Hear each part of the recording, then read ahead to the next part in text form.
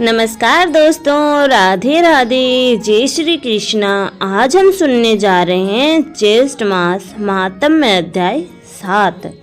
दत्तात्रेय जी कहने लगे कि इस प्रकार वह भाई के दुखों से अति दुखित होकर नम्रता पूर्वक मीठे वचनों से दूतों से कहने लगा कि हे दूतों, सज्जन पुरुषों के साथ 7 पग चलने से मित्रता हो जाती है और यह कल्याणकारी होती है। मित्र प्रेम की चिंता न करते हुए तुम मुझको इतना बताने की कृपा करो कि कौन से कर्म से मनुष्य यमलोक को प्राप्त नहीं होता, क्योंकि तुम स्वर्ग हो। दत्तात्रेय की जवाब दिया। यमदूत कहने लगे कि तुमने बड़ी सुंदर वार्ता पूछी है। यद्यपि मैं पराधीन हूँ, फिर भी तुम्हारे स्नेहवश अपनी बुद्धि के अनुसार बतलाता हूँ। जो प्राणी काया, वाचा और मनसा से कभी दूसरों को दुख नहीं देते, वे यमलोक में नहीं जाते। हिंसा करने वाले वेद, यज्ञ, तप और दान से भी उत्तम गति को नहीं पाते हैं। अहिंसा सबसे बड़ा धर्म, तप और दान ऋषियों ने बताया है। जो मनुष्य जल या पृथ्वी पर रहने वाले जीवों को अपने भोजन के लिए मारते हैं, वे कालसूत्र नामक नरक में पड़ते हैं और वहां पर अपना मांस खाते हैं और रक्त पीप पान करते हैं तथा पीप की कीच में उनको कीड़े काटते हैं। हिंसक जन्मांध, काने, कुबड़े, लूले, लंगड़े, दरिद्र और अंगहीन होते हैं। इस कारण इस लोक तथा परलोक में सुख की इच्छा करने वाले को काया, वाचा तथा मन में दूसरों को द्रोह नहीं करना चाहिए। जो हिंसा नहीं करते उनको किसी भी प्रकार का भय नहीं होता है। जिस तरह सीधी और टेढ़ी दोनों प्रकार की बहने वाली नदियाँ समुद्र में मिल जाती है, वैसे ही सब धर्म अहिंसा में प्रवेश कर जाते हैं। ब्रह्मचारी, गृहस्थ, वानप्रस्थी तथा यति सभी अपने अपने धर्म का पालन करने और जितेंद्रिय रहने से ब्रह्मलोक को प्राप्त करते हैं। जो जलाशय आदि बनाते हैं और सदैव 5 यज्ञ करते हैं, वे यमपुरी में नहीं जाते। जो इंद्रियों के वशीभूत नहीं है, वेदवादी और नित्य की अग्नि अर्थात हवन आदि का पूजन करते हैं, वे स्वर्ग को जाते हैं।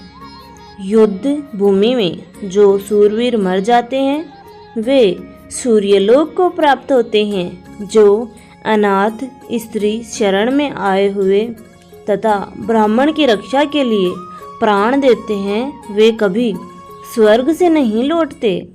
जो मनुष्य लूले, लंगड़े, वृद्ध, अनाथ तथा गरीबों का पालन करते हैं, वह भी स्वर्ग में जाते हैं। जो मनुष्य गायों, गौ के लिए पानी का आश्रय देते हैं तथा कुआं, तालाब और बावड़ी बनवाते हैं, वे सदैव स्वर्ग में निवास करते हैं। जैसे जैसे जीव इनमें पानी पीते हैं, वैसे ही उनका धर्म बढ़ता जाता है। जल से ही मनुष्य के प्राण हैं, इसीलिए जो प्याऊ आदि लगाते हैं, वह अक्षय स्वर्ग को प्राप्त होते हैं। बड़े बड़े यज्ञ भी वह फल नहीं देते जो अधिक छाया वाले वृक्ष मार्ग में लगाने से देते हैं। जो मनुष्य वृक्ष रोपण करता है, वह सदैव दानी और यज्ञ करने वाला होता है। जो अच्छे फल और अच्छी छाया वाले मार्ग के वृक्षों को काटता है, वह नरकगामी होता है। तुलसी का पौधा लगाने वाला सब पापों से छूट जाता है। जिस घर में तुलसी वन है, वह घर तीर्थ के समान है और उस घर में कभी यमदूत नहीं जाते। तुलसी की सुगंध से पितरों का चित्त आनंदित हो जाता है और वे विमान में बैठकर विष्णु लोक को जाते हैं। नर्मदा नदी का दर्शन, गंगा का स्नान और तुलसी दल का स्पर्श, यह सब बराबर बराबर फल देने वाले हैं। हर एक द्वादशी को ब्रह्मा भी तुलसी का पूजन करते हैं। रत्न, सोना, फूल तथा मोती की माला के दान का इतना पुण्य नहीं जितना तुलसी की माला के दान का है। जो फल आम के 1000 और पीपल के 100 वृक्षों को लगाने से होता है, वह तुलसी के एक पौधे के लगाने से होता है। पुष्कर आदि तीर्थ, गंगा आदि नदी, वासुदेव आदि देवता सभी तुलसी में वास करते हैं।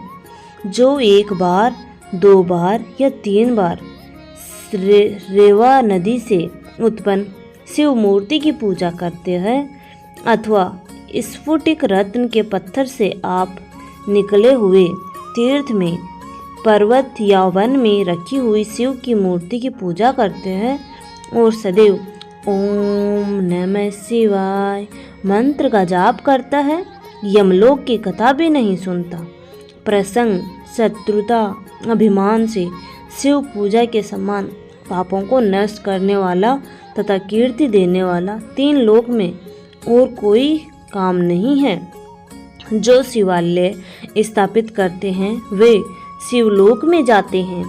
ब्रह्मा, विष्णु तथा शिव का मंदिर बनवाकर मनुष्य वैकुंठवासी होता है।